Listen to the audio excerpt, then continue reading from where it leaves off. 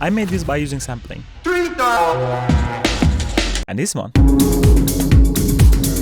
And all these others as well. That's in the blue.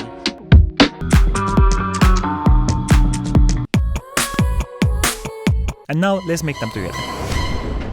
A lot of people get this wrong, let's make it clear. Sampling any part of the song without clearance is illegal, no matter how long the sample is. Even though it was never registered, you can't sample someone's work without permission. Copyrights expire 70 years after the last surviving co-author or the author of the work dies. Maybe try something vintage? This sounds cool. Once you get the sample, just click on warp so that it's not warping. And to get the rhythm, you just need to find where actually this song loops. Dun dun dun dun dun dun dun. If we loop this here and start bringing down,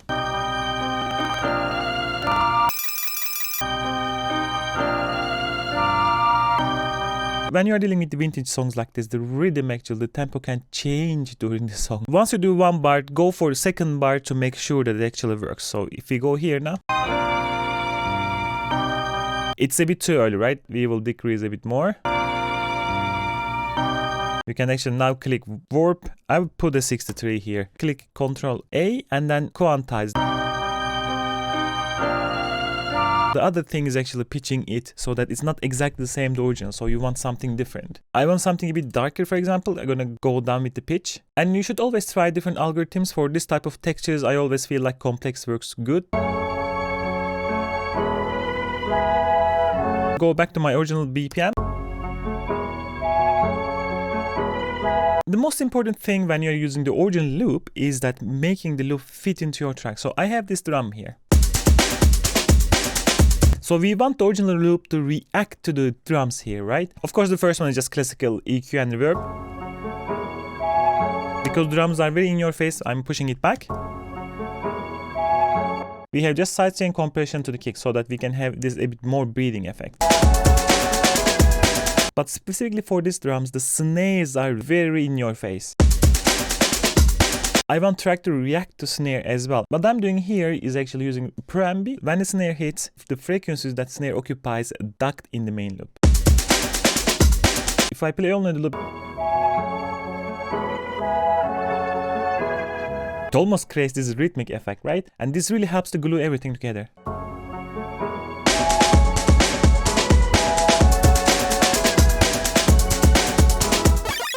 In old times, one of the big problems was actually sustained sounds. For example, 3 times. And let's say I want to have a sustained sound. Old school jungle tracks sold this way. We duplicate the same sound and then we go into the warp mode and pick the repitch and then double the tempo. 3 times. And this actually sounds too much like Warcraft. 3 times.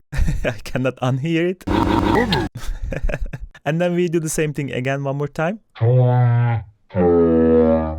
And then you add them together. 3 times. And a bit effects on top. 3 times.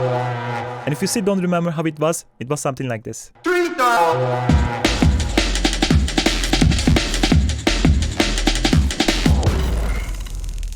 In the chop method, you make it a bit more personal and you start chopping the samples by the parts you like.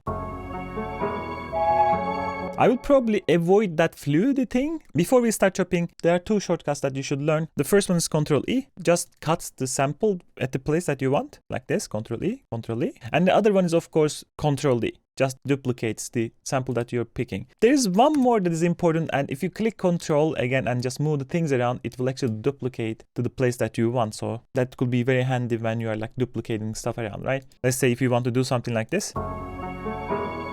The most common thing is actually start also reversing things and see how they work. Pick this one, click R, which will reverse the sample. So we can go for something like... Now what I'm going to do, Control, drag it here. Let's extend this a bit and see what we have here. Maybe this one we can use again, like this, right? I'm going to do again, Control, move around, so I have a copy here. And then maybe reverse this as well. We can always fix the ins and outs to make it smoother. I think this can really work nicely as a background loop. But what we can do now actually create 2 more layers because we are free to chop whatever we would like to chop, right? Let's tune the same sample 1 octave down. Cut it and reverse it. So here around, listen to this. This sounds quite interesting. We can loop this as well. You can even go crazy, right? Take that flute out the sample maybe here and make a plug out of it. If you shorten that and EQ out a bit. Really, really cool. And together.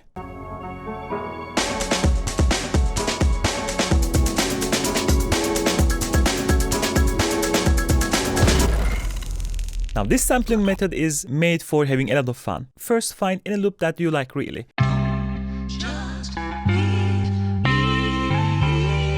Load a simpler and put the sample inside the simpler. And inside the simpler, just pick the slicer and this will make it a playable instrument. The most important thing here is the sensitivity. If you decrease, there will be less slices. Increase, more slices. And one other thing that is really important here is the velocity, the volume. So if you want to keep the volume always same, you can decrease this. So the volumes are always the same. Once you have this one, prepare kind of a loop that you can jam this one on so that you can actually hear if it is working or not. So we are going very vintage here. And now you just play, find something.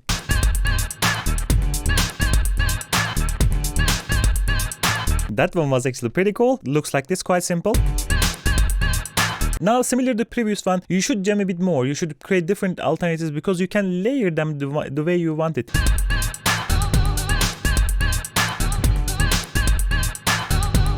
Pretty cool. Let's finish this with the 80s style phrase. And all together.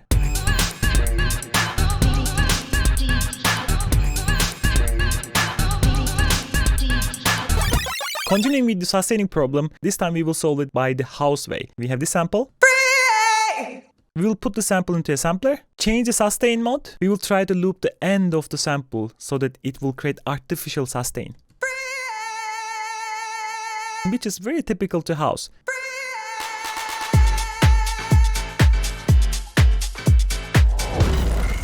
This is another very fun old school technique.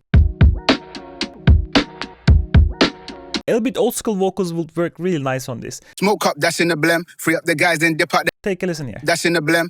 That's in the blem. Put a sampler and then you put this sample inside this. That's in the. Go to pitch, activate the pitch envelope. The first thing that we're gonna do, the amount to 12. You can go any number, it really doesn't matter because it's not really tonal sound. That's in the blem. That's in the. It's like initial sound. But we will give this an attack so to make it a bit more pronounced. That's in the. That's in the blem. But now I want this one to go down like that and bring down the sustain. That's in the blem. That's in the blem.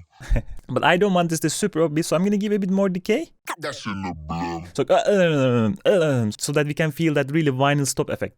That's in the blem. And then a bit release. That's in the blem. You can also change the curve style, like here, if you increase it. That's in the blem. Something like this, right? If you don't want to have it really dark. That's in the blem. This is like the final piece that you can do. That's in the blem. That's in the blem. Something like this. That's in the blem. That's in the blem. You can do one more layer on this one and it's like cut this in the blum, cut this in the blum. We will use indeed exactly the same method. First, I duplicate it 3 times here, so that and of course picking a different curve so it sounds a bit darker. Let's try it together. That's in the blem. That's in the blem.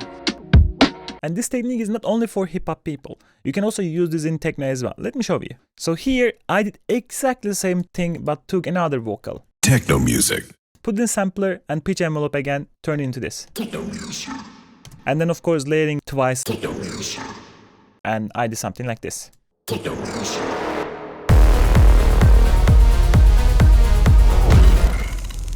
But let's create ambience from sampling this time. I have this post-punk disco loop here.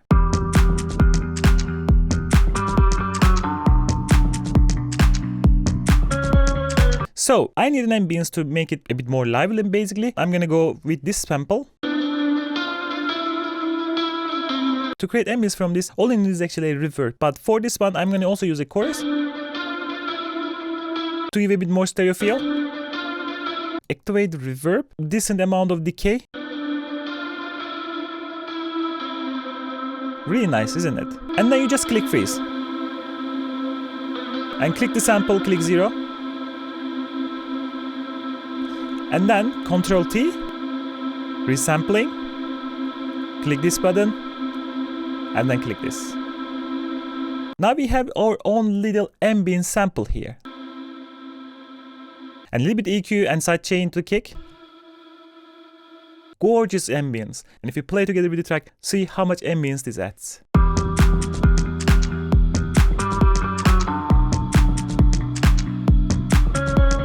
Without. Mid.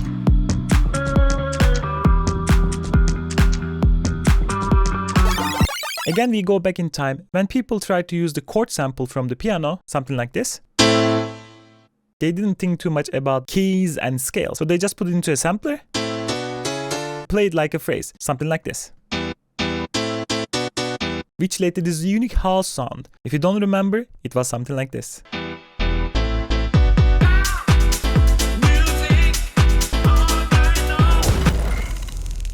This is a special one because I don't see much about this on YouTube. We have these beautiful cinematic vocals here.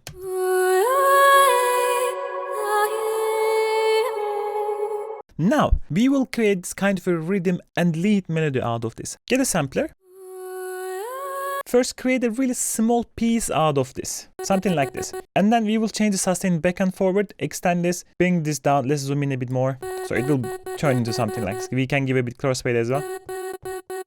We got LFO2. You can pick anything that you like and increase the frequency a bit more. Pick the sample start and put it to 100, so the start point of the sample is different. And then you would like to also pick the sample offset to 100% as well. And then maybe go something like this and increase the frequency.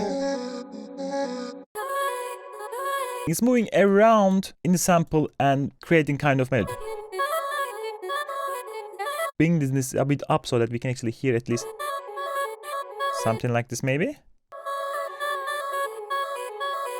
And then you should also play around with the modulation as well. With a little bit thinking, especially changing the beats to the 116, I get this.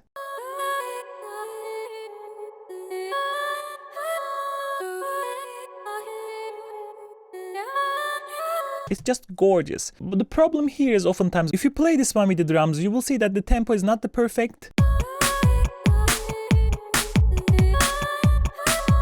Because the length is not really synced, we start to lag behind after a while. What you can do, render the track and then just quantize afterwards. So right click freeze and flatten, click here, change the beats mode to complex, Ctrl A, quantize. It already quantized, then you can move around a bit. Really, really gorgeous. Of course, the additional thing that you can do, put the hybrid reverb. I'm using Shaper Box here, but you can use any sidechain compression. Maybe add a synthesizer on top. This is from my new preset pack, Raw, Minimal and Hypnotic. It's a really, really cool preset pack. I will add the links below so you can check it out. Sounds like this. And all together.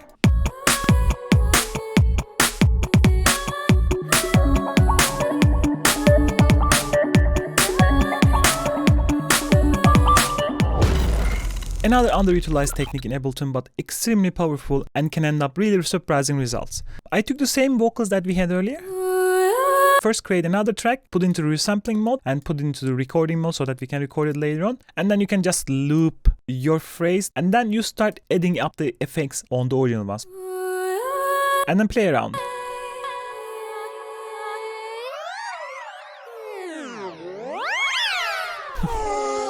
And then try maybe Spectre Resonator.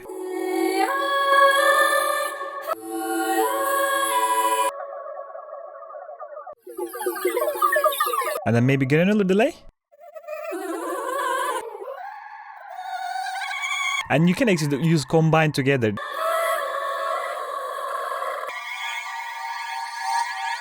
Now, once you are done with your session, what you need to do is just pull it back. It will show you all the things that you created. Look at this.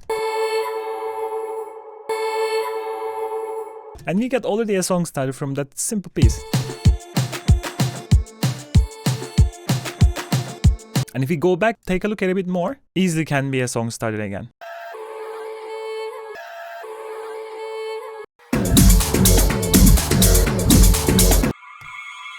Right there, right, this one is the world's best techno horn. If you don't believe me, let me show you. If you take this up again, put it into 24. Do you hear it now? Gain up.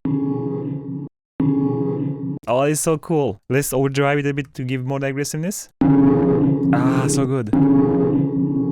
Simple as this, right?